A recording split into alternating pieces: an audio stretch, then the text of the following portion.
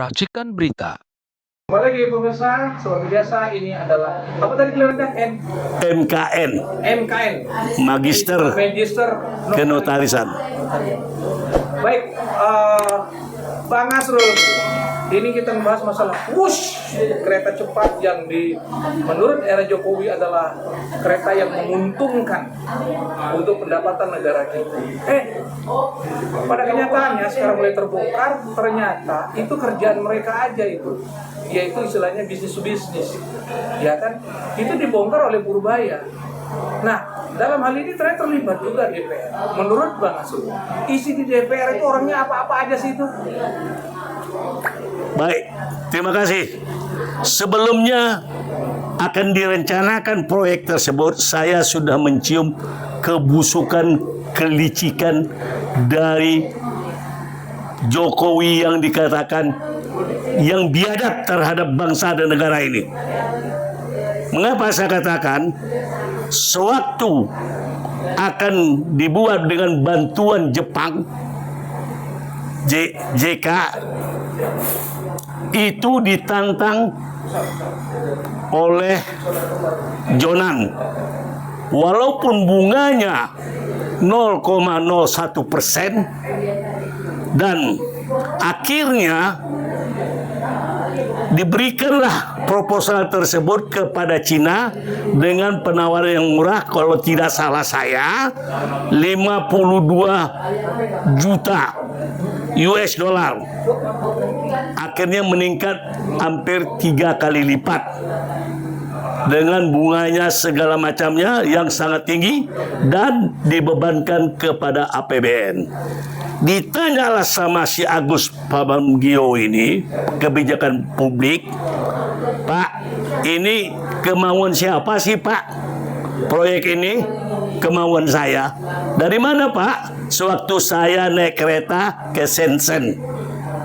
Sus kata Jokowi. Berarti kemauan dia pribadi, bukan kemauan wakil rakyat yang ada mengaku di parlemen wakil rakyat, tapi sebenarnya wakil kepentingan eksekutif. Yang saya katakan kerbau cucu hidung, asal ada pulus. Itulah anggota dewan kita, terutama Komisi 5 membidangi transportasi. Terakhir,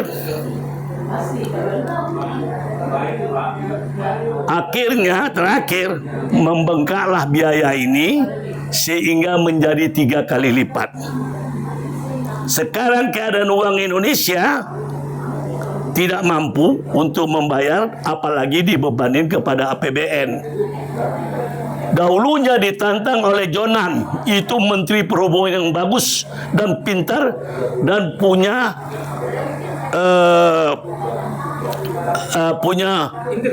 integritas berbangsa dan bernegara.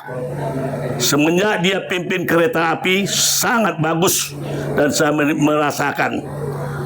Oleh karena itu Jonan disingkirkan demi kepentingan pribadi Jokowi dan the gang.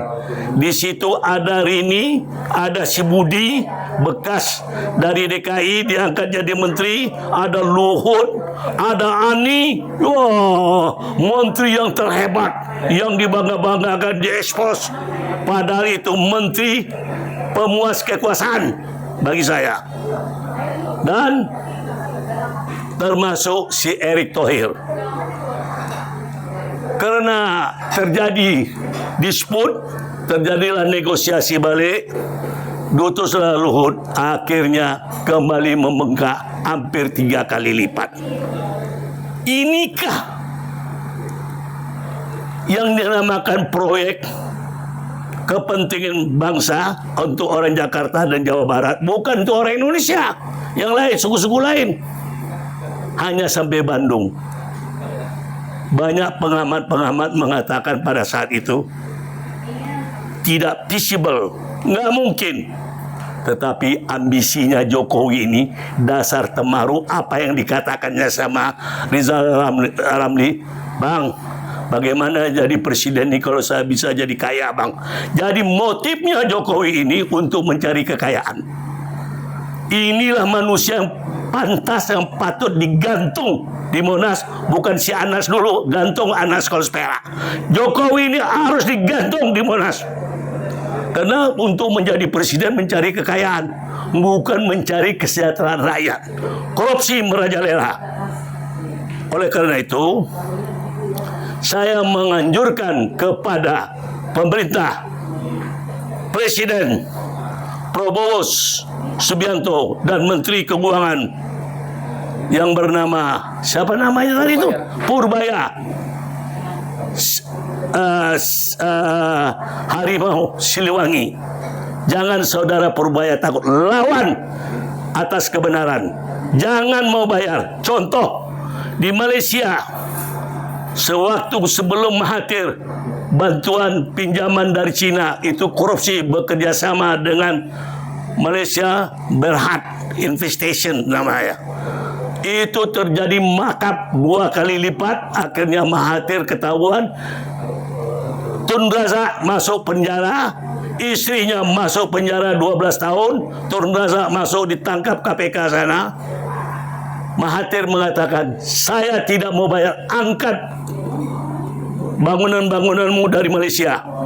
Karena orangmu berkolaborasi korupsi dengan orang saya. Nah, Bang, sini Bang. Ya. Ini kan kalau mereka kan pasti Jokowi tidak bermain sendiri. Dia melibatkan legislatif, ya kan, parlemen, melibatkan parlemen. Nah, artinya menurut Bang Asrul, parlemen ini bertanggung jawab nggak dengan pembayaran orang-orang yang usaha-usaha B2B yang swasta ini? Tanggung jawabnya dia sepanjang korupsi yang merugikan negara, tetap dia terlibat dan dia menanggung, dia harus dipenjarakan. Sebagai contoh untuk berikut anak bangsa ini. Jangan dia menikmati rakyat yang menderita.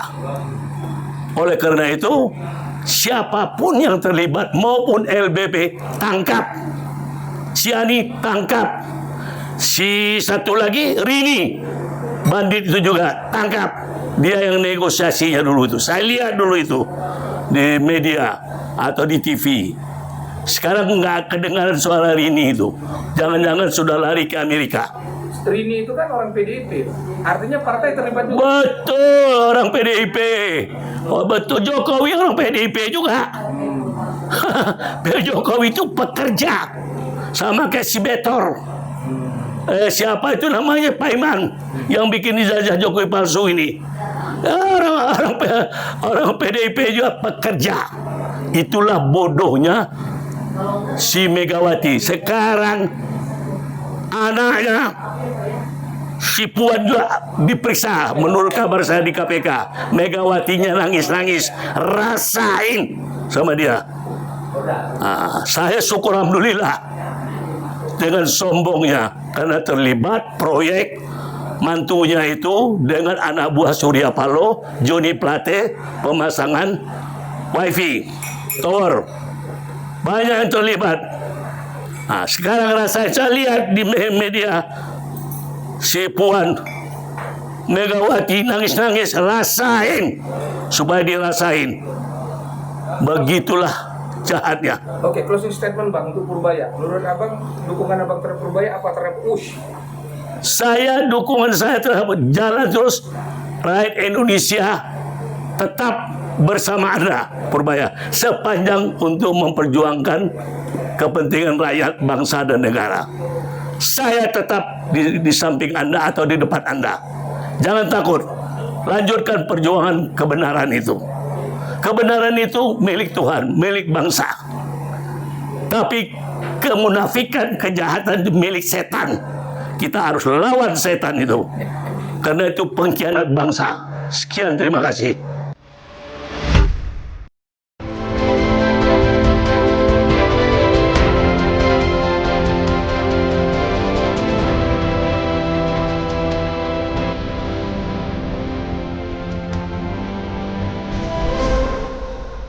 Racikan Berita